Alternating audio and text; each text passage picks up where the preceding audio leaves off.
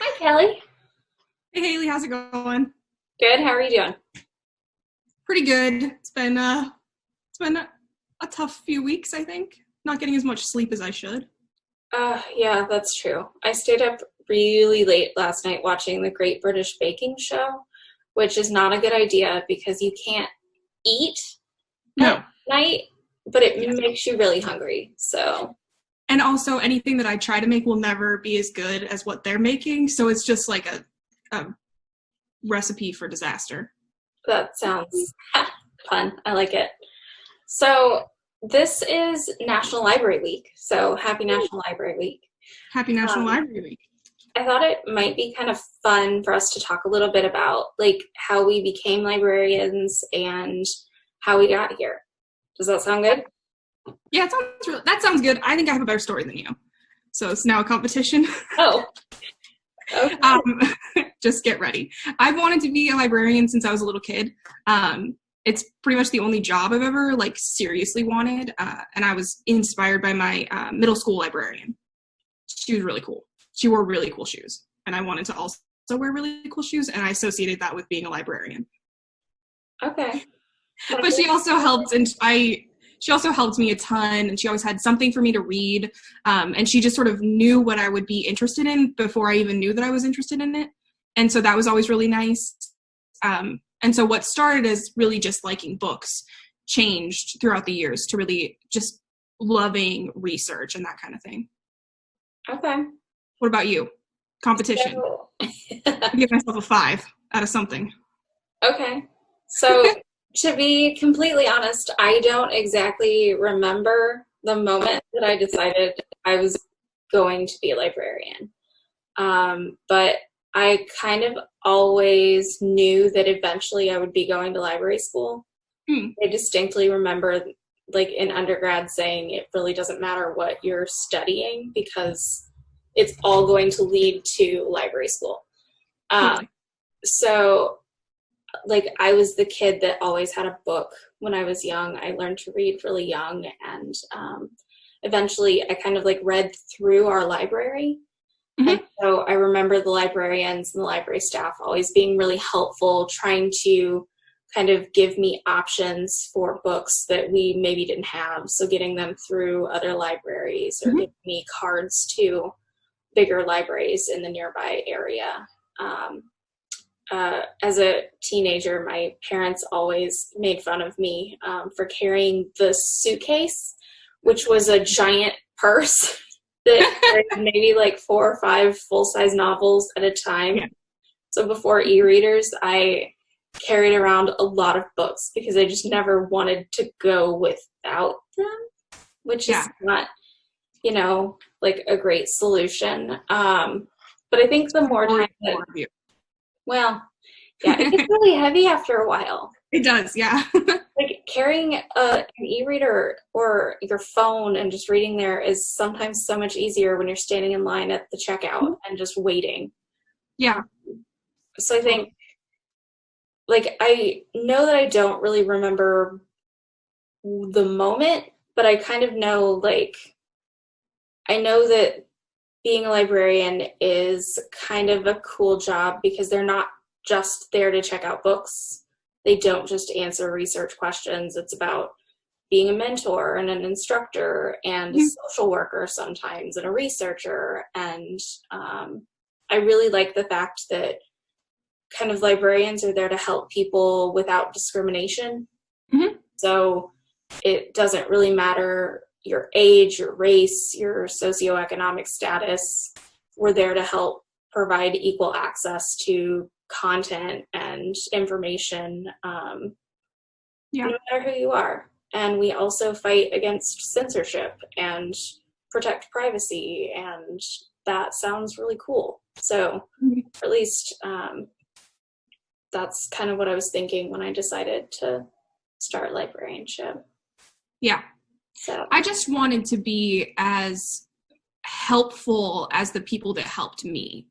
That was like, I knew about the way that I wanted to make people feel. And I think that there's a specific way that libraries make people feel like they're listened to, like they have a place, like they can ask questions without feeling embarrassed or nervous or uncomfortable or whatever. And so that was really important to me. And I think that's kind of what I find most rewarding, is that even if it's a struggle to sort of get to the answer, we can always sort of work through something. And that's, just sort of feeling helpful. And the fact that every day is different is really enjoyable. I don't think I'll ever get bored of being a librarian, because we're always focusing on whatever comes up, and I don't have a prescribed sort of plan for how my day is going to go a lot of the time, because if I were to, it would just get thrown away within like 20 minutes of walking in the door. So I think that's my favorite part. That's the complete opposite. I have every day a list of things that I'm going to accomplish, and every day I throw it out the door because something has come up. But I know that if I don't have that list, that'll be the day where nothing else comes up, and I would have been able to accomplish everything on it. Well, I have my like wish list of things to accomplish, and then on that list there are things that like must be done, and then everything else is just kind of like a dream for me. That's very true.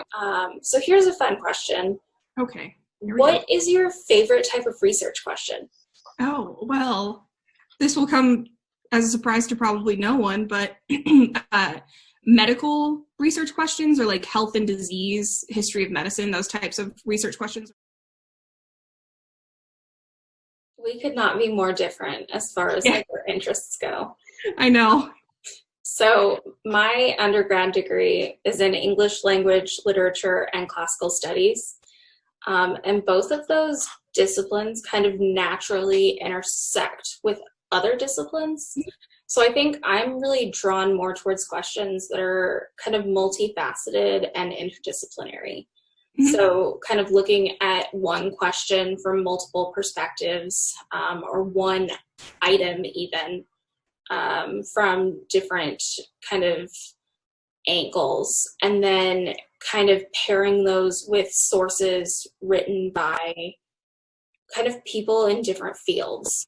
Mm-hmm. So we talk a lot about how like research and scholarship is kind of a conversation, and I kind of enjoy taking sources that don't naturally seem to talk to each other, mm-hmm. and kind of make them kind of fit to form a cohesive argument. Right. And it's possible. So, okay, when I was an English major, we read Frankenstein 6 or 7 different times. And each of those times culminated in a final essay about the novel. And mm-hmm. I wrote 7 different essays about the same thing, all from kind of a different lens or perspective. And so I think there's a lot of different ways to, I guess maybe I like to overanalyze things. Mm-hmm. But it's always fun to find sources from different places and kind of make them work together. Yeah, definitely. So, all right. Well, happy National Library Week. I hope that everything goes well for you, and maybe you get a little bit of time to yourself to maybe catch up on your reading. Is there anything on your to-be read pile that you're looking forward to reading this week? This is nerdy, but I've been reading a book about midwifery in the 1800s. I've been reading it for about 6 years, so I'm slowly but surely like climbing towards page 200, but it's very interesting, and I'm spending some time trying to sort of dig into it again. Okay. What about you? Debut novel called Valentine, which is set in Texas, and it's kind of an interesting read. So I haven't gotten far enough into it to really know what it's about, like other than the back jacket. But when I get some time, I'm going to be spending a few hours on that. So anyway. Sounds good. This has been Haley and Kelly. From our living rooms. Here we are. Thanks for joining us.